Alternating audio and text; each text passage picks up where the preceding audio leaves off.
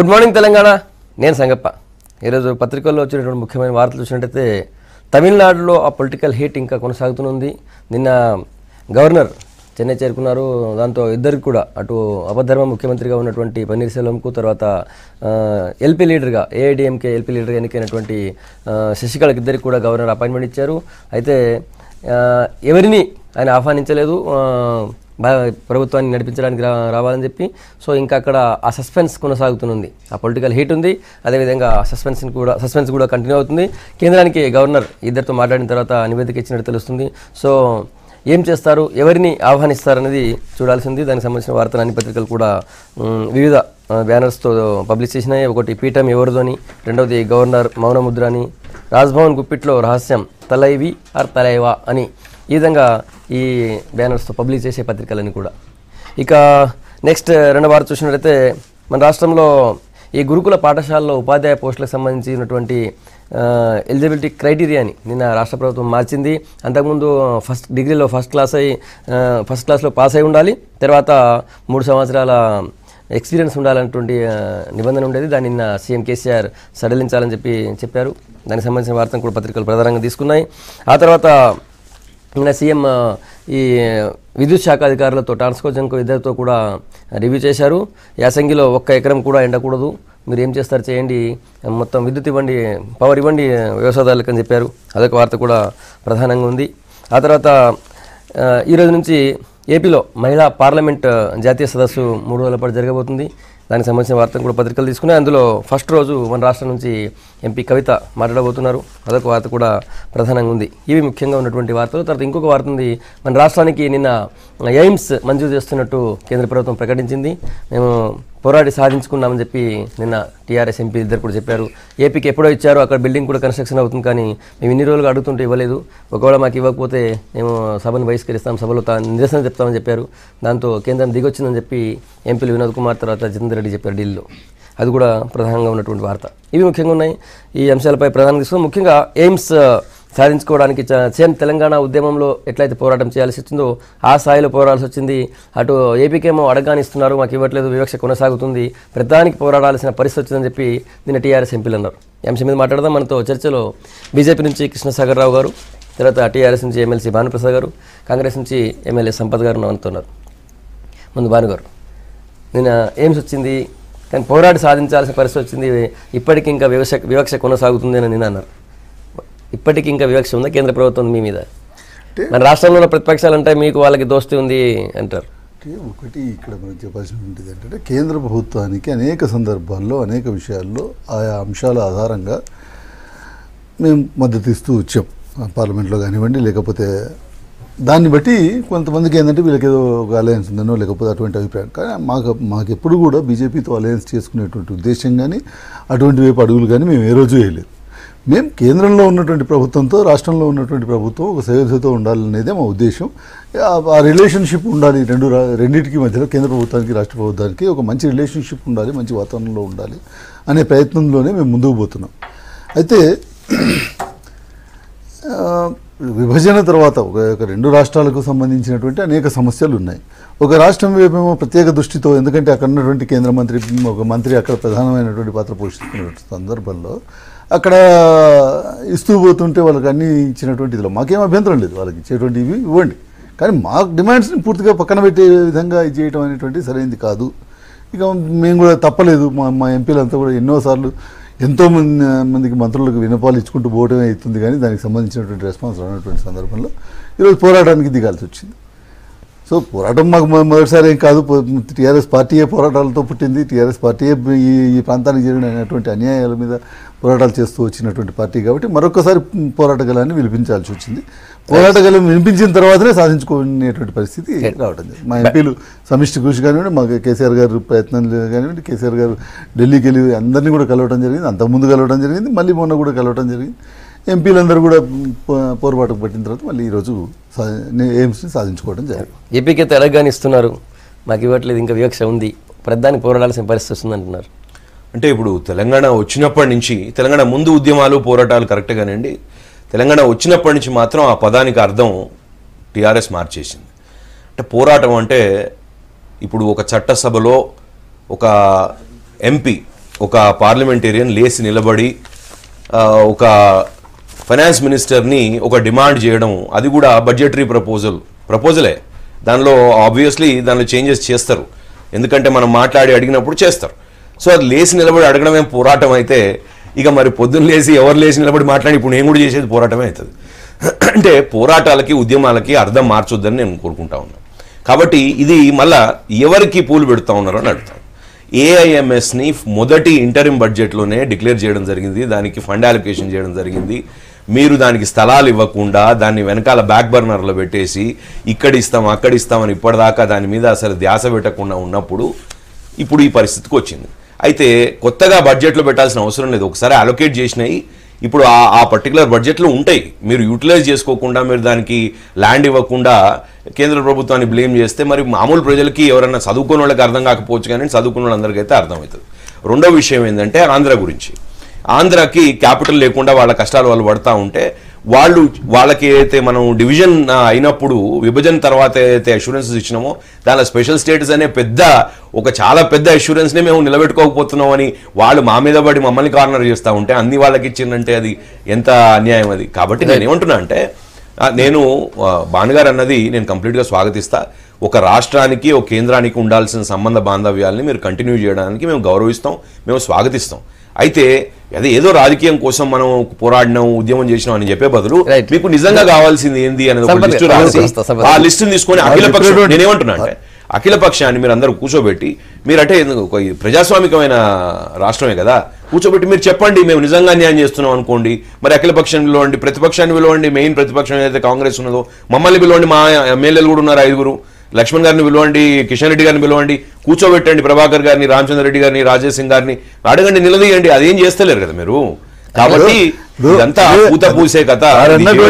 వారన్నటువంటి ప్రతిపక్ష పార్టీలన్నింటినీ పరిగణలోకి తీసుకుని వాళ్ళని తీసుకుని మీ దగ్గరికి వస్తామని అంటేనే అపాయింట్మెంట్ ఇచ్చి క్యాన్సిల్ చేస్తారు. మీకు తెలిస్తేనేమో అపాయింట్మెంట్ క్యాన్సిల్ చేస్తారు.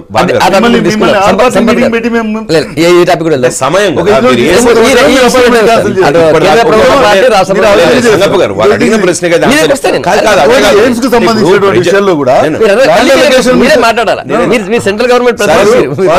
ల్యాండ్ అలొకేషన్ విషయంలో చెప్పారు, ల్యాండ్ అలొకేషన్ విషయంలో చెప్పారు. ఎయిమ్స్ కి సంబంధించినటువంటి వాళ్ళు ఇక్కడికి వచ్చి చూసిన తర్వాత మేము ఏదైతే ల్యాండ్ ప్రపోజ్ చేసినామో చూసిన తర్వాత వాళ్ళు ఒకే ఒక అబ్జెక్షన్ చెప్పింది ఏంటంటే ఆల్రెడీ ఇక్కడ కొన్ని బిల్డింగ్స్ ఉన్నాయి, ఈ బిల్డింగ్స్ ఉంటే కనుక మేము ఇవ్వలేము, మాకు మొత్తం ఒక్క నిమిషం అలొకేషన్ కాలేదు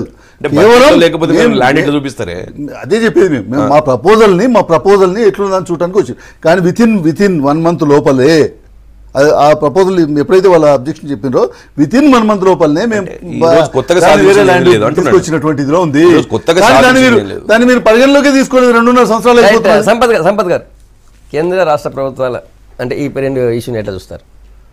బేసికల్లీ సంగప్ప గారు, 2.5 సంవత్సరాల క్రితం తెలంగాణ రాష్ట్రం ఆంధ్రప్రదేశ్ రాష్ట్రం నుంచి విడిపోయినప్పుడే ఆ విభజన చట్టంలో ఉన్నటువంటి అనేకమైనటువంటి ప్రధానమైనటువంటి డిమాండ్స్ అనుకోండి, ప్రధానమైనటువంటి చేర్కల్లో ఆ చట్టంలో ఎయిమ్స్ కూడా ఉన్నమాట వాస్తవం. దానికి తోడు ఏవైతే చట్టంలో ఉన్నాయో వాటన్నిటిని ఇంప్లిమెంట్ చేయవలసినటువంటి బాధ్యత కేంద్ర ప్రభుత్వం మీద ఉంటుంది. It's continuation process. గవర్నమెంట్ ఆ రోజు కాంగ్రెస్ ఉండొచ్చు, ఈరోజు ఉండొచ్చు, రేపు మళ్ళీ మేము రావచ్చు, ఏది ఉండదు. కానీ దాంట్లో విభజన చట్టంలో ఉన్నటువంటి అనేక హామీలను అటు బీజేపీ విస్మరించిన మాట వాస్తవం, ఇటు టీఆర్ఎస్ పార్టీ వాటి మీద దృష్టి పెట్టకుండా అధికారం అయితే వచ్చింది, అయిపోయింది, మనదేందో చూసుకుందామనే నిర్లిప్తతో వ్యవహరించిన మాట వాస్తవం. దాంట్లో భాగంగా అట్లీస్ట్ 2.5 సంవత్సరాల తర్వాతనైనా కేంద్ర ప్రభుత్వం ఇచ్చినందుకు మా జితేందర్ రెడ్డి లేదా టీఆర్ఎస్ పార్టీ అడిగినందుకు తెలంగాణ వాదిగా ఒక ప్రజాప్రతినిధిగా సంతోషిస్తాం, స్వాగతిస్తాం. కాకపోతే దాంతోపాటు ఆ రకంగా ఎన్ని హామీలు పెండింగ్లో ఉన్నాయి. సోదరుడు చెప్పినట్లు పెద్ద పోరాటం అంటే ఏం పోరాటం? మీరు ఇంతకుముందు చూడండి, ఇటువంటి కేంద్ర ప్రభుత్వంలో ఉన్నటువంటి పెండింగ్ ఫైల్స్ని క్లియర్ చేయడానికి, పెండింగ్ హామీలను క్లియర్ చేసుకోవడానికి ఇక్కడ నుంచి గవర్నమెంట్ నుంచి స్పెషల్ రిప్రజెంటేటివ్ ఢిల్లీ అని ఉంటారండి. ప్యూర్లీ ఆయన 100% డ్యూటీయే రాష్ట్ర ప్రభుత్వం నుంచి ఏ ఫైల్స్, ఏ ప్రపోజల్స్, ఏ డిపార్ట్మెంట్లో పెండింగ్ ఉన్నాయో వాటిని పరిశీలి చేసి క్లియర్ చేసి రాష్ట్ర ప్రభుత్వానికి చేర్చవలసినటువంటి బాధ్యత ఉంటుంది. అప్పుడు 23 జిల్లాలను అంటే పెద్ద సమైక్య ఆంధ్రప్రదేశ్లోనే ఒక స్పెషల్ రిప్రజెంటేటివ్ ఢిల్లీ ఉంటుండే. మా కాంగ్రెస్ ప్రభుత్వం మేము చూసినాం 10 ఏళ్ళు. అయితే ఇప్పుడు 10 జిల్లాలు చిన్నగా అయినా నలుగురిని పెట్టిండ్రు, నలుగురికి క్యాబినెట్ ర్యాంక్ హోదా ఇచ్చిండ్రు. నలుగురు ఏం పని మీద ఉన్నారో ఒక్కసారి ఆలోచన చేయండి. సెక్రటరియట్లనో తెలంగాణ భవన్లనో అటు ఇది పైరవీలు చేసుకుంటూ కనబడుతున్నాయి తప్ప ఢిల్లీలో విభజన చట్టంలో కానీ లేకపోతే విభజన చట్టంలో లేని ఏవైనా ప్రపోజల్స్ రాష్ట్ర ప్రభుత్వం నుంచి కేంద్ర ప్రభుత్వంకు పోయినాయా, ఏం తీసుకుపోవాలి, ఏ రంగాలకు ప్రాధాన్యత, ఏ రంగాల్లో కేంద్ర ప్రభుత్వం నుంచి ఎక్కడ నిధులు రాబట్టవచ్చు అనే దాని మీద ఏమాత్రం శ్రద్ధ లేకుండా ఉండడం వల్ల ఈరోజు 2.5 సంవత్సరాలు ఈ దౌర్భాగ్య పరిస్థితి వచ్చింది. దాని తర్వాత ఈరోజు వచ్చింది కదా, ఈరోజు రావడానికి కూడా వాళ్ళు ఇచ్చినటువంటి ప్రపోజల్స్ ఏంటి, ఆ ప్రపోజల్స్కు వీళ్ళు ఇమీడియట్గా రెస్పాండ్ అయినారా లేదా, అది కాకుండా నిర్లక్ష్యం వహించడం వల్ల 2.5 సంవత్సరాలు అయింది. ఇప్పటికైనా వచ్చింది వాస్తవం. ఈ రకంగానే చాలా ఉన్నాయి, వాటిని కూడా పూర్తి చేయవలసినటువంటి బాధ్యత ఉంది. ఒకటి. రెండవది సోదరుడు చెప్పినట్లే పోరాట ఫలితం ఏమనంటే తెలంగాణ పోరాట ఉద్యమ స్ఫూర్తితో భగీరథ, ఉద్యమ స్ఫూర్తితో మిషన్ కాకతీయ, ఉద్యమ స్ఫూర్తితో హరితహారం, ఉద్యమ స్ఫూర్తితో ఏందో ఉద్యమ స్ఫూర్తి. వాట్ డస్ ఇట్ మీన్ అంటే ఎవరు ఉద్యమం? సంగప్ప ఉద్యమంలో ఉన్నాడు, సాగర్ ఉద్యమంలో ఉన్నాడు, అందరూ ఉద్యమంలో ఉన్నారు. ఒక్కరోజు ఏదో మాట్లాడగానే అదే ఉద్యమం అని ఉద్యమ స్ఫూర్తిని వీళ్ళ రాజకీయాల కొరకు వీళ్ళ యాక్టివిటీని ఇంకొక రకంగా చూపించుకోవడానికో వాడే ప్రయత్నం మంచిది కాదు అని నేను అంటారు. ఒకవేళ అదే ఉద్యమ స్ఫూర్తి అని వీళ్ళంటే మా అడుగులు చెప్తాం. 14 సంవత్సరాలు హరివీర భయంకరంగా నిరాఘాటంగా కోట్లాది రూపాయలు కలెక్షన్లు చేసినటువంటిది కూడా ఉద్యమంలో 14 సంవత్సరాలు. అది కూడా చెప్పాల్సి వస్తుంది. ఏం ఉద్యమం చేసింది,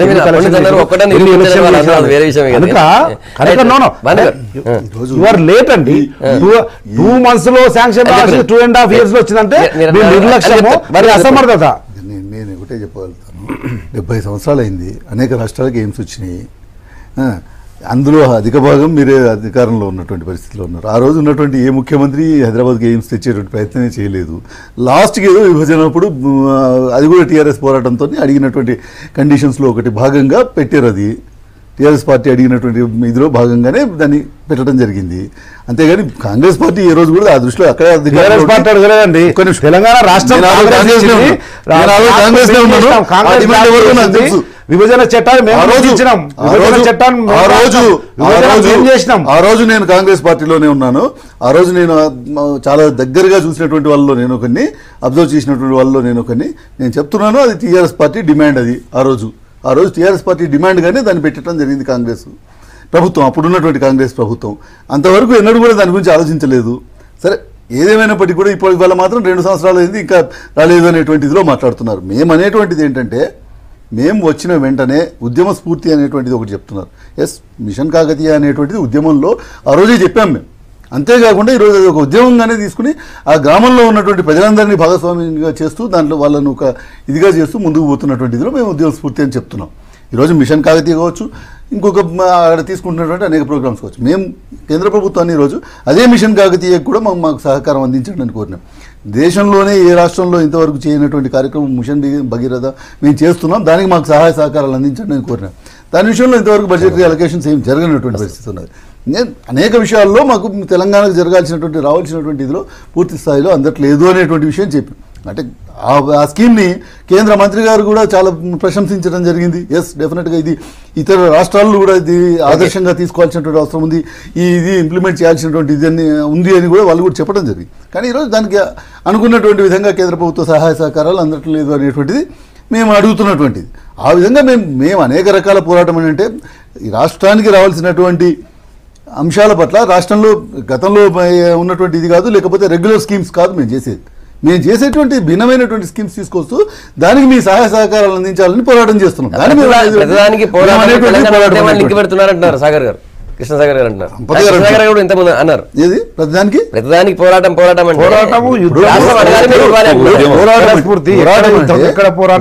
అనేటువంటి ఎట్లాంటిది అంటే, ఇప్పుడు సపోజ్ అంతకుముందు ఆర్డబ్ల్యూఎస్లో మామూలుగా సంవత్సరానికి 3,000 2,000 ఇచ్చేవాళ్ళు, 3,000 కోట్లు 2,000 కోట్లు ఇచ్చేవాళ్ళు. అదే ఇదిలో పందాలో కనుక మేము పోయినట్టయితే అది పోరాటం కాదు. అదే పందాలో మేము పోతూ అదే ఇదిలో చేసుకుంటూ పోయినట్టయితే అది పోరాటం కాదు. కానీ ఈ రాష్ట్రంలో ఉన్నటువంటి ప్రతి గ్రామానికి ప్రతి ఇంటికి ఒక మంచి పోర్టబుల్ డ్రింకింగ్ వాటర్ని ఇవ్వాలి అనేటువంటి ఇదిలో లక్ష్యంతో ముందుకు రావడం అనేది పోరాటం. రైట్ సార్, అది స్ఫూర్తితో కూడినటువంటి పోరాటం, అది ఉద్యమ పోరాటం. సంగప్ప గారు, భారతీయ జనతా పార్టీ ఈ ప్రభుత్వ తీరుని, టీఆర్ఎస్ ప్రభుత్వ తీరుని ఎట్లా చూస్తుంది అంటే చాలా హాస్యాస్పదంగా ఉన్నది. ఎందుకంటే కొత్తగా చేసేది ఏం లేదు కాబట్టి పాత వార్తలను తీసుకొని వచ్చి వాటినే టైటిల్ వార్తలుగా హెడ్లైన్స్గా వేయించుకునే పరిస్థితి వచ్చింది. మీడియా కూడా, ప్రింట్ మీడియా కూడా, నేను చాలా గౌరవిస్తాను మీడియా, ఆల్ ఫార్మ్స్ ఆఫ్ మీడియాని, వారు కూడా కొంచెం డిస్క్రిషనరీ పవర్ యూజ్ చేయాల్సిన అవసరం ఉన్నది. ఎందుకంటే 3 బడ్జెట్ల ముందు ఇచ్చిన ఒక అలొకేషన్కి, ఒక ప్రొవిజన్కి ఈరోజు కూడా దాన్ని హెడ్లైన్లలో వేసి మేము సాధించినామని వాళ్ళు చెప్పుకుంటే ఓకే, అర్థం చేసుకోవచ్చు. కానీ దాన్ని హెడ్లైన్స్లో తీసుకొచ్చే మీడియాని మనం ఏమనాలనేది కూడా ఒక ఆలోచన అయితే చేయాల్సిన అవసరం ఉన్నది. ఇంకోటి ఏంటంటే ఇక్కడ ఏం జరుగుతూ ఉన్నది అంటే, ఇట్లా బీరాలు పలుకుతూ ఏం పని కాకుండా జస్ట్ కాలయాపన చేసే సర్కారు నడుస్తూ ఉన్నది. ఇక్కడ కాలయాపన ఒకటి, దృష్టి మళ్లింపు ఒక డైవర్జనరీ. ఎందుకంటే మీరు సర్వే దగ్గరికి వెళ్ళి తీసుకుంటే, సకల జనుల సర్వే దగ్గరికి వెళ్ళి తీసుకుంటే, మొన్న డిస్ట్రిక్ట్ల రీఆర్గనైజేషన్ దగ్గర దాకా, మళ్ళీ ఇప్పుడు కొత్తగా అసెంబ్లీ సీట్ల రీడిస్ట్రిబ్యూషన్ దాకా ఎప్పుడు చూసినా కూడా అడ్మినిస్ట్రేటివ్ పనులు, అంటే పరిపాలనలో సంక్షేమం తర్వాత అభివృద్ధి అనే వాటికి పక్కన పెట్టేసేసి, వాళ్ళు ఇచ్చిన పోల్ ప్రామిసెస్, మేనిఫెస్టో ప్రామిసెస్ పక్కకు పెట్టేసేసి ప్రజలకు చేయాల్సిన పనులు చేయకుండా, ఇప్పుడు అది మరి ఏమన్నా అంటే పెన్షన్ అంటారు. పెన్షన్లు 3 ఇచ్చేది ఒకరికి ఇచ్చి, అదే మనం హైలైట్గా చెప్పుకుంటూ ఒక ఇంకొకరు కూడా పెంచారు, ఇద్దరికి ఒక కేజీ లేదు, ఒక పీజీ లేదు. ఎక్కడ ఇచ్చారండి? అది ఎక్కడి వల్ల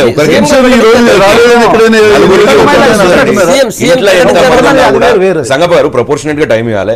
బాన్ గారు ఎందుకంటే నేను ఎప్పుడు మాట్లాడినా కూడా మధ్యలో వస్తారు, వారు మాట్లాడేటప్పుడు నేను వింటా. నేనేమంటున్నా అంటే, ఇప్పుడు మీరు ప్రపోర్షనేట్ గా మీరు జనరల్ గా మీరు ఏదైనా పని చేస్తా ఉంటే మొట్టమొదటిగా మనం చేయాల్సింది ఏంది? పేదలు, కడుపేదలు, నిరుపేదలు, రైతులకి మీరు ఏం చేసినారు? మీరు ఇచ్చిన మాటలు తప్పినన్నది క్లియర్గా తెలుస్తా ఉంది కదా. రుణమాఫీ కూడా చేయలేకపోతున్నారు మీరు. రుణమాఫీ డిఫాల్ట్ అవుతుంది, మీరు చెక్ బౌన్స్ అయ్యా మీది. మీరు ఏం చేసిందని చెప్పి ఈ రోజు కేంద్రాన్ని మీరు నిలదీయగలుగుతారు. మీరు ప్రతిపక్షాలతో ఏ విధంగా, ఇప్పుడు మాతోని మీరు మంచిగున్నారని అంటున్నారు కానీ పలు నాలుకలతో మాట్లాడుతా ఉన్నారు కదా. ఇప్పుడు మొన్న ఒక అపాయింట్మెంట్ అండి, ఒక్క నిమిషం సార్ ప్రపోర్షనల్ టైం నేనేమంటున్నా, అరే మరి నేనే కదా ఆన్సర్ వాళ్ళిద్దరికి ఆన్సర్ ఇవ్వాల్సింది, నాకు తక్కువ ఎట్లా మీరు టైం. నేనేమంటున్నా, కేంద్ర ప్రభుత్వం గురించి మీరు కేంద్ర ప్రభుత్వం అన్యాయం చేస్తూ ఉంటే, ఒక దిక్కు సీఎం గారేమో అసలు నా జీవితంలోనే ఇట్లాంటి ప్రైమ్ మినిస్టర్ కనబడలేదని ఆయన అంటారు, ఇంకొక దిక్కేమో జితేందర్ రెడ్డి గారో లేకపోతే సుమన్ గారో ఇంకెవరో వేరే మాట మాట్లాడతారు. మీరు ఒక పార్టీగా ఒక వాయిస్ వినిపించాల్సిన అవసరం ఉన్నది.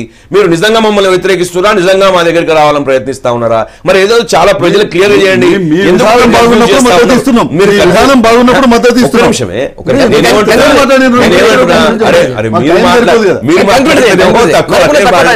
ఒకటే ఇప్పుడు బాన్ గారు ఏమంటున్నారు, అపాయింట్మెంట్, ఒక్క అపాయింట్మెంట్ క్యాన్సల్. అది కూడా దానికి ఏంది, యూపీ ఎలక్షన్లు, పార్లమెంటరీ సెషన్, బడ్జెటరీ సెషన్, ఇవన్నీ ఉన్నప్పుడు ఒక్క అపాయింట్మెంట్ తప్పితే ఎంత పెద్ద ముచ్చట్లు మాట్లాడారు ప్రధానమంత్రి గారి గురించి. భారతీయ జనతా పార్టీని తీసుకొస్తాను,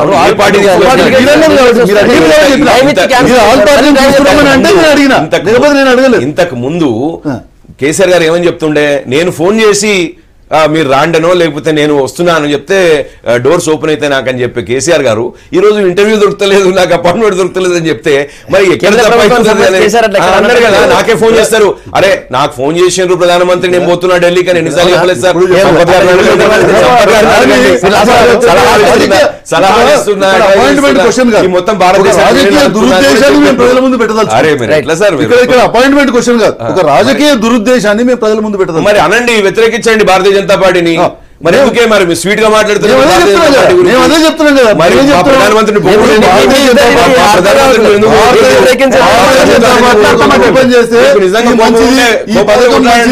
మీకు దమ్ము ఉంటే కొట్లాడండి, కోపం లేదు, కొట్లాడారు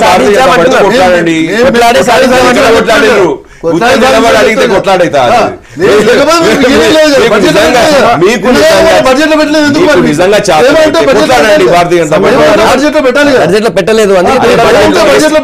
ఒక్క నిమిషం, ఏ స్టేట్ లో పెట్టిండ్రు? ఏ స్టేట్ గురించి పెట్టిండ్రు? 3 స్టేట్లో పెట్టారు. మన దేశంలో ఏ స్టేట్స్ ఉన్నాయి? 29 ఉన్నాయి. మరి 29 స్టేట్స్ కి ఏమైనా అలొకేషన్స్ పెట్టిండ్రా?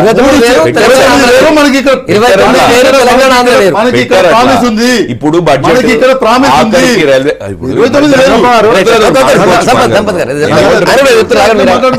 సంగప్ప గారు, బేసికల్లీ తెలంగాణ రాష్ట్రానికి ఎయిమ్స్ వచ్చింది, సంతోషం, ఇబ్బంది రావడానికి సంపత్ కుమారో, భానుప్రసాదో సాగర్ ఏదో చేయాల్సిన అవసరం లేదు, లేకపోతే బీజేపీ టీఆర్ఎస్ అని ఏదో పోరాటము స్ఫూర్తులు ఏమి చేయాల్సిన అవసరం లేదు. విభజన చట్టంలోనే వస్తుంది. లేట్ అయింది, లేట్ కావడానికి మీరు కారణం. పెట్టలేదండి ఏ స్టేట్ కూడా పెట్టలేదు. ఏ స్టేట్ కాదు, 3 స్టేట్లు పెట్టి లేట్ కావడానికి పెడితే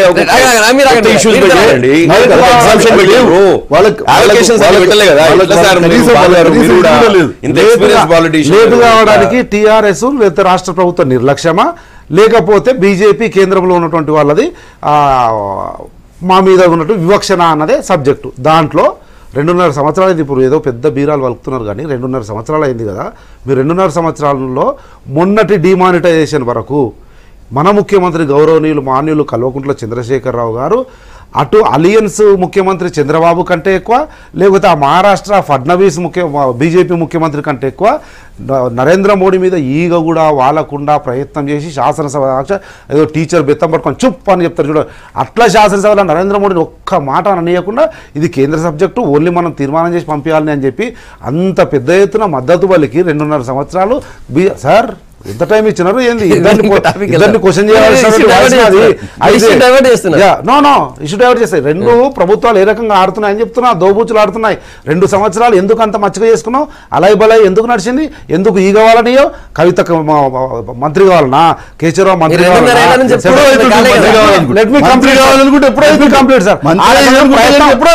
ప్రయత్నం చేసినారు. మిషన్ భగీరథకు ఇదే సాగర్ చెప్పమనండి, ఇదే చెప్పమనండి.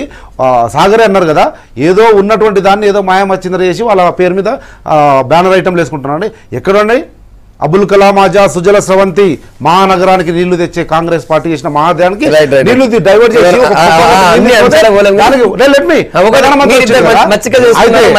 మచ్చికల్లో భాగంగా వాళ్ళకు అరే ఎట్లండి వాళ్ళిద్దరిని క్వశ్చన్ చేసే వాయిస్ అయితే వాళ్ళకు టీఆర్ఎస్ పార్టీకి బాగా కమిషన్లు వచ్చే పథకాలకు ఒకవేళ డబ్బులు ఇస్తేనేమో బీజేపీ మంచిది, ఇవ్వకపోతేనే మంచిది కాదు. నేను ఇద్దరిని ప్రశ్నిస్తా ఉన్నా. ఇప్పుడు ఇష్యూ వచ్చింది నాయకులకి వర్గీకరణ లెట్ మీ సార్ చెప్పండి.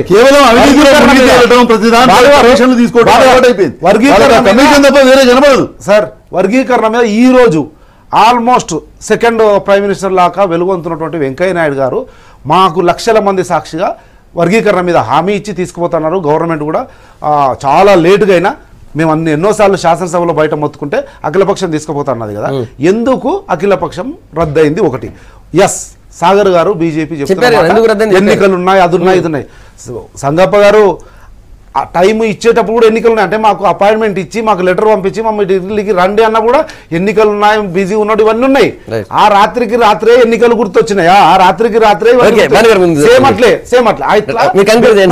అట్లా బీజేపీ రాజకీయ ప్రయోజనాలకు చూసిందే తప్ప ఆ జాతీయ వర్గాల చూడలే. ఒకటి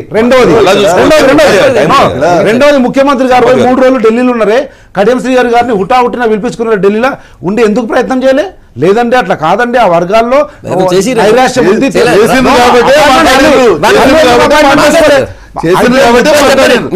కేంద్ర రాష్ట్రాలు 2 కూడా ఈ వర్గీకరణ విషయం కానీ డబ్బుల విషయం ఎక్కువగా చూస్తా ఉన్నారు తప్ప రాష్ట్ర ప్రయోజనాలు చూడడం లేదు. అందుకే రాష్ట్ర ప్రభుత్వం విఫలమైంది, కేంద్ర ప్రభుత్వం వివక్ష చూపుతా ఉంది. అందుకే ఇంత డిలే అవుతా ఉంది వివిధ కార్యక్రమాల్లో. వర్గీకరణ పేరెత్తడానికి గాని వర్గీకరణ గురించి మాట్లాడటానికి గాని అసలు ఏమాత్రం నైతికంగా హక్కు లేనటువంటి పార్టీ ఏదైనా ఉంది అంటే అది కాంగ్రెస్ పార్టీ. ముమ్మాటికి అబద్ధం అండి కాంగ్రెస్ పార్టీ.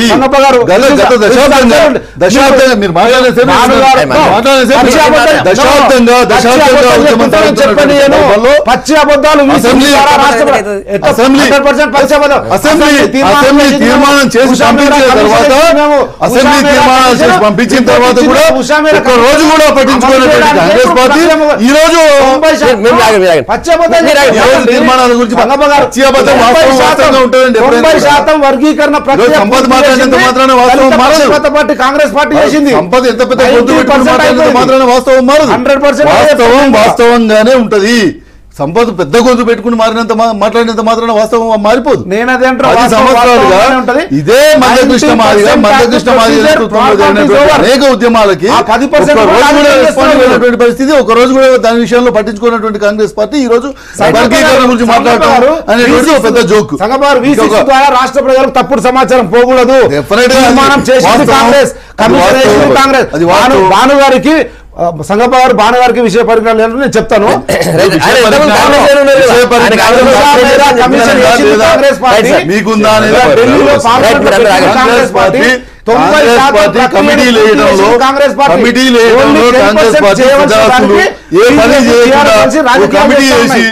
కొట్టుకు చావండి అనడంలో కాంగ్రెస్ పార్టీ సిద్ధాస్తులు ఎటువంటి సందేహం. తమిళనాడులో పొలిటికల్ హిట్, సస్పెన్స్ రెండు కూడా కొనసాగుతున్నాయి. నిన్న ఇద్దరు కూడా గవర్నర్ కలిశారు. మరి ఎవరిని గవర్నర్ ఆహ్వానిస్తారు ప్రభుత్వ ఏర్పాటుకు చూడాలి. దాన్ని మాట్లాడదాం. మనతో సంపత్ గారు వస్తాం, మీరు వస్తాం. మీరు లాస్ట్ లో మాట్లాడారు పాత్ర ఉంది అంటున్నారు. వారిద్దరు మాట్లాడారు కాబట్టి ఒక విషయం మీద నేను మాట్లాడాల్సి వస్తుంది. వాళ్ళు మాట్లాడడం ఇప్పుడు ఎస్సీ ఎస్టీ వర్గీకరణకై ఎవరన్నా క్లియర్ గా ఉన్నారు అంటే అది భారతీయ జనతా పార్టీ నెంబర్ 1. ఎందుకంటే కాంగ్రెస్ ఇప్పటిదాకా చిత్తశుద్ధి అయితే చూపెట్టలేదు, కమిటీ లేషన్ కానీ ఇప్పటిదాకా అయితే రాలేదు. టీఆర్ఎస్ పార్టీ 2.5 సంవత్సరాల తర్వాత వాళ్ళకి గుర్తుకొచ్చింది రాజకీయ ప్రయోజనాలు. ఒక్క నిమిషం మీరు చేయని చెప్తా. మీరు ఏం చేయలేదు అంటే ఎస్సీ ఎస్టీ సబ్ ప్లాన్ అయితే ఇప్పటిదాకా అడాప్ట్ చేయలేదు. ఒక్క నిమిషం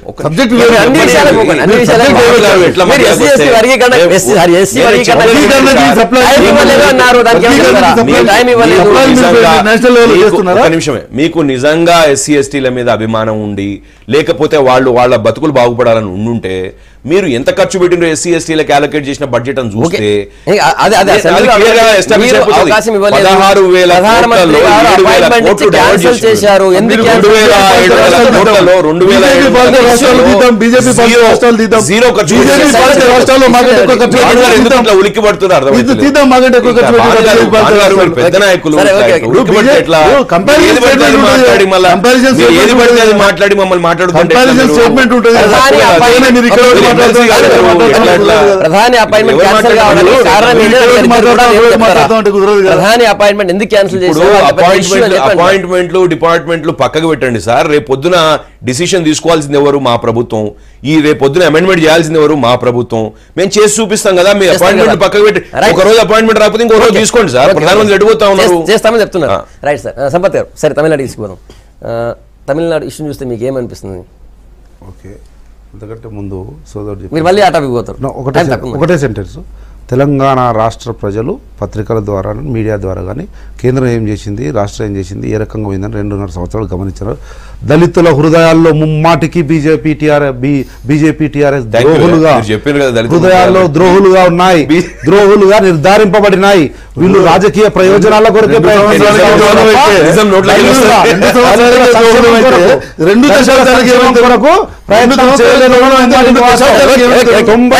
ప్రక్రియ పూర్తి 10%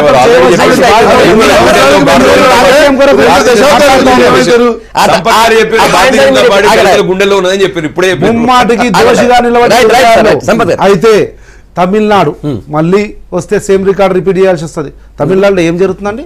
కాస్తో కూస్తో చదువుకున్న రాజకీయ పరిజ్ఞానం ఉన్న చట్టసభల మీద అవగాహన ఉన్న వాళ్ళు ఎవరినైనా చెప్పమనండి ఏం జరుగుతూ ఉంది. ఇక్కడ కూడా రాజకీయ ప్రయోజనాల కొరకు బేసికల్లీ ఏదైనా రాజకీయ పార్టీ, ఎస్ మేము కూడా చాలా సంవత్సరాలు అధికారంలో ఉన్నామండి. మా పార్టీకి సంబంధించినటువంటి ఎమ్మెల్యేల్లో కానీ లేకపోతే అధికారంలో కానీ లుకలుకలు ఉంటే ఇంటర్ఫేర్ అయ్యి ఏదో ఒకటి సర్ది చెప్పి చేయడానికి ప్రయత్నం చేస్తాం. కానీ బీజేపీ అధికారంలో లేదు. ఎక్కడ తమిళనాడులో 2 వర్గాలుగా చీలిపోయి నానా రకాల వ్యవహారం జరుగుతూ ఉంది. రాజ్యాంగాన్ని పరిరక్షించవలసిన బాధ్యత, ప్రజాస్వామ్యాన్ని కాపాడవలసినటువంటి బాధ్యత ఒక రక్షకుడిగా, రాజ్యాంగ పరిరక్షకుడిగా గవర్నర్ కానీ లేదంటే కేంద్ర ప్రభుత్వం రాష్ట్రపతి కానీ ఉంటాడు. దోబుజులాడుకుంటా గవర్నరు ఢిల్లీ పోతా అని బాంబే పోయి చెన్నై రాకుండా అటు ఇటు తిరిగి ఏం చేయాల్సినటువంటి అవసరం ఉంది. ఇప్పుడు ఇంతకుముందు బొంబాయి ఎగ్జాంపుల్ ఉంది, ఇంతకుముందు ఛత్తీస్గఢ్ ఎగ్జాంపుల్ ఉంది, మొన్నటి జార్ఖండ్, ఇవన్నీ ఎగ్జాంపుల్స్ తీసుకొని ఏం చేయాలనో చేసి ఉంటే ఈరోజు ఇంత పెద్ద ప్రజాస్వామ్యానికో లేకపోతే రాజ్యాంగానికో ఇంత మచ్చగలిగేది కాదు. ఈ పెద్ద నాటకం జరిగి ఉండేది కాదు. నాటకానికి తెరదీయవలసినటువంటి కనీస ధర్మము బాధ్యత ఉన్నటువంటి గవర్నర్ అనేట ఆయన బీజేపీ మరకతో మాట్లాడుతున్నాడే తప్ప బీజేపీ మరకతో అడుగులేస్తున్నాడే తప్ప వాళ్ళ స్వార్థ రాజకీయ పన్నీర్ సెల్వంకు కన్ను కొడితే మనం ఏమన్నా తమిళనాడులో గట్టిగా అవుతామా, శశికళను కొన్ని రోజులు అడ్డుకుంటే మనకి ఏమైనా రాజకీయ ప్రయోజనాలు వస్తాయి అనే కోణంలోనే ఆలోచన చేస్తా ఉన్నారు తప్ప ఆలోచిస్తుంది అంటారు 100 ముమ్మాటికి కేంద్ర. ఇంకోటి కూడా ఆలోచన చేయండి సంగప్ప గారు, 2.5 సంవత్సరాల్లో నరేంద్ర మోడీ ప్రధానమంత్రి, దాని తర్వాత అమిత్ షా బీజేపీ ప్రెసిడెంట్ అయిన తర్వాత భారతదేశం మొత్తం, యావత్ భారతదేశం సఫోకేటెడ్, హ్యూమిలేటెడ్, సప్రెసింగ్ పొలిటిక్స్ నడుస్తాను. ఎక్కడ ఎవరినైనా సరే తొక్కేసే ఏ పార్టీ నుండి ఏమంటారు, మన ఐడియాలజీ మన పార్టీ పటిష్టం కావడానికి ఏం కావాలంటే అది చేయండి. రాజ్యాంగం లేదు, ప్రజాస్వామ్యం లేదు, చట్టం లేదు, న్యాయం లేదు, ధర్మం లేదు, ఏమైనా కానీ నా రాజకీయ ప్రయోజనాలను కాపాడు అనేటువంటి పరిస్థితిలో పోవడంలో ఉదాహరణ తమిళనాడులో జరుగుతుంది. తమిళనాడు రాజకీయాల్లో ఒక భిన్నమైనటువంటి పరిస్థితులు కనబడుతున్నాయి. అంటే అక్కడ మెయిన్గా ఏంటంటే ఏఐడిఎంకేని విడదీసి ఏదో విధంగా దాన్ని మళ్ళీ ఒక వర్గానికి సపోర్ట్ చేసి దాన్ని ఏఐడిఎంకేని వీక్ చేయాలనేటువంటి ఒక ఆలోచన డిఎంకే చేస్తున్నది. డిఎంకే చేసినటువంటి కుట్రలో భాగంగానే ఈరోజు అక్కడ పన్నీర్సెల్వం కానీ ఇంకొకరు కానీ ఒక రకమైనటువంటి ఆలోచన, నాకు కూడా వీళ్ళు సపోర్ట్ చేస్తారేమో లేకపోతే ఇంకో ఇది వస్తుందేమో అనేటువంటి ఒక ఆలోచన వచ్చి ఉండొచ్చు. అది రెండవది ఏంటంటే గవర్నర్గా అక్కడ ఒకటి గతంలో ఒక ఇన్సిడెంట్ జరిగినటువంటి సందర్భం ఉంది. ఆ రోజు గవర్నర్ కూడా రిజైన్ చేయాల్సి వచ్చినటువంటి పరిస్థితి ఉంది. అంటే అప్పుడు ఉన్నటువంటి జయలలిత గారిని ముఖ్యమంత్రిగా చేయటంలో గవర్నర్ తీసుకున్నటువంటి నిర్ణయం ద్వారా జయలలిత రిజైన్ చేయాల్సి వచ్చింది, గవర్నర్ రిజైన్ చేయాల్సి వచ్చింది. సో ఆ నిర్ణయం ద్వారా ఈరోజు అక్కడ గవర్నర్ కొద్దిగా ఆలోచించాల్సినటువంటి పరిస్థితులు ఏర్పడుతున్నట్టుగా అనిపిస్తుంది. ఆ రోజు 4 స్థానాల్లో పోటీ చేసినట్టు జయలలిత గారు ఆ రోజు తర్వాత ముఖ్యమంత్రిగా ప్రమాణ స్వీకారం చేయించినందుకు అది చెల్లదు అని చెప్పి ఆ రోజు సుప్రీంకోర్టు నుంచి జడ్జిమెంట్ వచ్చిన తర్వాత ఆ రోజు గవర్నరు ప్లస్ ముఖ్యమంత్రి ఇద్దరు కూడా రాజీనామా చేయాల్సినటువంటి పరిస్థితి వచ్చింది. ఈ రోజు అటువంటి పరిస్థితి ఏమన్నా వస్తుందేమో అనేటువంటి ఒక ఆలోచన అక్కడ ఉన్నటువంటి రాజ్యాంగ పరంగా కొన్ని నాకు అర్థం కాక ఎట్లా దీనికి దానికి ఎట్లా ఇక్కడ కూడా కొన్ని ఆరోపణలు ఆల్రెడీ గవర్నర్ దృష్టికి వచ్చినాయి. ఎవరైతే ఎలక్ట్ అయినటువంటి ఉన్నారో వాళ్ళ మీద కొన్ని ఆరోపణలు గవర్నర్ దృష్టికి వచ్చినాయి. కొన్ని ఆధారాలు కావచ్చు, కొన్ని ఇది కావచ్చు. దానికి సంబంధించినటువంటి ఇదిలో తన దృష్టికి వచ్చినప్పుడు, గవర్నర్ దృష్టికి వచ్చినప్పుడు కొంత ఆలోచన చేయాల్సినటువంటి అవసరం. ఇక్కడ ఒక వ్యక్తికి చెప్తున్నాను నేను అనేది ఏంటంటే, ఆమె కాకుండా ఇంకెవరైనా ఎలక్ట్ అయ్యి ఉన్నట్టయితే కనుక ఇంత నిర్ణయానికి ఇంత డిలే అయ్యేటువంటి అవకాశం ఒకటే కాకుండా కొన్ని ప్రత్యేకమైనటువంటి ఆరోపణలు మొన్న ఈ మధ్యలో జరిగినటువంటి కానీ దానికి సంబంధించినటువంటి కొన్ని ఆరోపణలు తీసుకోలేదు.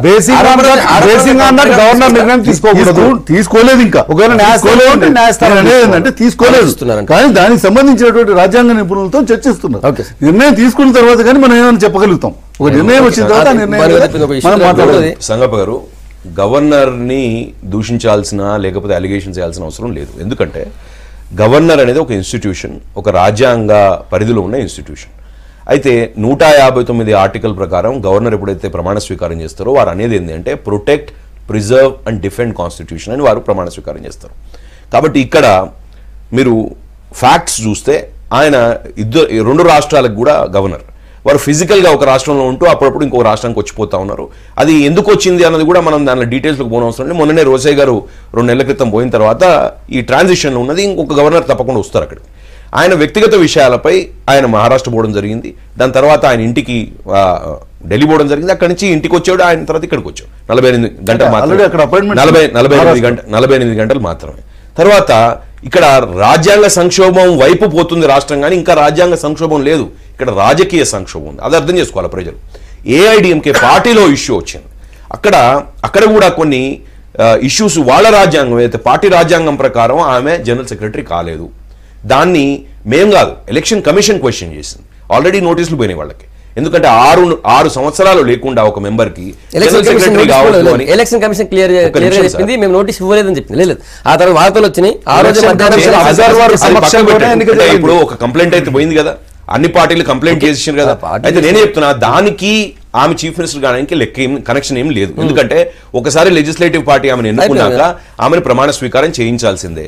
కానీ ఇంత లోపల జరిగింది ఏంది తంతు, ఆయన రాత్రి పోయి మెడిటేషన్ చేసి ఆయన ఎప్పుడైతే ఒక సిట్టింగ్ చీఫ్ మినిస్టర్, ఆయన మళ్ళీ ఇంటరిమ్ కూడా కాదు, అంతకు ముందు December 6th నాడు ఆయన్ని ఫుల్ టర్మ్ చీఫ్ మినిస్టర్ గా ఇదే పార్టీ అనుకున్నది, లెజిస్లేటివ్ పార్టీ. వినండి సార్, ఒకసారి వినండి సార్. ఆయన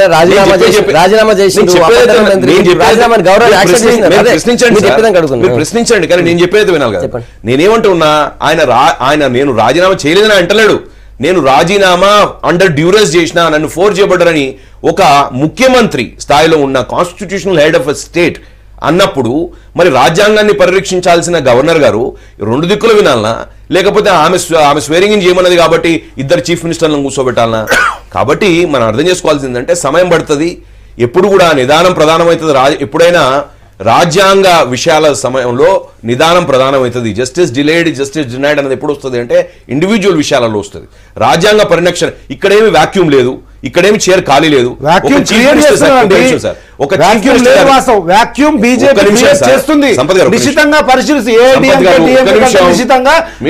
పరిశీలించి వీలైనంత ఎక్కువ వాక్యూమ్ తీసుకొని అక్కడ మన ఎగ్జిస్టెన్స్ కాపాడుకోవడం ప్రయత్నం చేస్తుంది. నేను రాజకీయం చెప్తా ఉన్నా, సంపత్ గారు రాజకీయం చేద్దామంటే రాజకీయం కూడా నేను కూడా చేస్తా. అక్కడే బీజేపీ అంటున్నాం. నేను ఒక్క నిమిషం, యావత్ భారతదేశం సంపత్ గారు రాజకీయాలు చేయాలంటే సంపత్ గారు ఆమ్ ఆద్మీ పార్టీ ఎమ్మెల్యే తిరిగా వ్యవహరించవద్దు. ఎందుకంటే వారికి 70 సంవత్సరాల హిస్టరీ తెలవాలి. 14 రాష్ట్ర ప్రభుత్వాలని ఎన్నుకోబడ్డ రాష్ట్ర ప్రభుత్వాలను డిస్మిస్ చేసిన చరిత్ర వాళ్ళకు ఒక సంవత్సరంలో. అట్లాంటి పార్టీ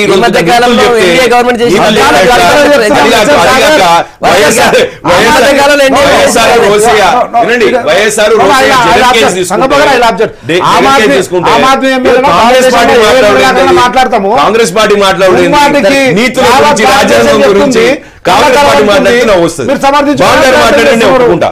కానీ సంపత్ గారు కాంగ్రెస్ పార్టీ వారు మాట్లాడితే రాజ్యాంగం గురించి, రాష్ట్రాలను బడగొట్టుడు గురించి చాలా తప్పది. వారు అడుగుతున్నారు సార్ ఒక్కసారి సార్ సంగప్ప గారు వారేమన్నారంటే నరేంద్ర మోడీ ఇదే అమిత్ షా జార్ఖండ్ లో ఇప్పుడు కాంగ్రెస్ గారు 60 సంవత్సరాలు తెలుసుకోకుండా డిసిషన్ తీసుకుంటారు. వారు 100% రాజ్యాంగ పరిధిలో డిసిషన్ తీసుకుంటారు. చూస్తున్నా కాంగ్రెస్ చేసే ఆరోపణ నేను ఏం చెప్తా ఉన్నా అంటే హార్స్ ట్రేడింగ్ గానీ, ఫిషింగ్ ఇన్ ట్రబుల్ వాటర్స్ గానీ, పెడ్లింగ్ లైస్ గానీ ఇట్లాంటి వ్యాపారాలు వాళ్ళ తాతల నుంచి నడుస్తా ఉన్నది. ఆ వ్యాపారాలు చేసేది కాంగ్రెస్ పార్టీ, భారతీయ జనతా పార్టీ కాదు.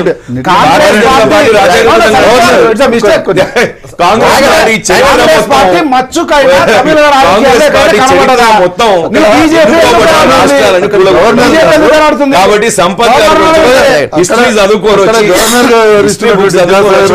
అవసరం ఉన్నది.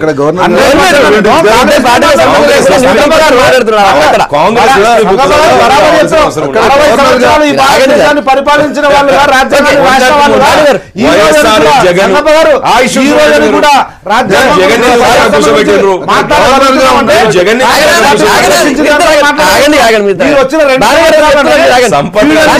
ఫ్యూడలిస్టిక్ ఐడియాలజీ నరేంద్ర మోడీ అమిత్ షాలు భారతదేశంలో ఏ పార్టీ ఉండకుండా చేస్తా ఉన్నారు. విద్యాసాగర్ రావు గారు గవర్నర్ గా కనబడడం లేదు, నాయకుడుగానే వ్యవహరిస్తా గవర్నర్ గారు గవర్నర్ చేసినా కూడా తెలంగాణ ప్రజలకు తెలుసు.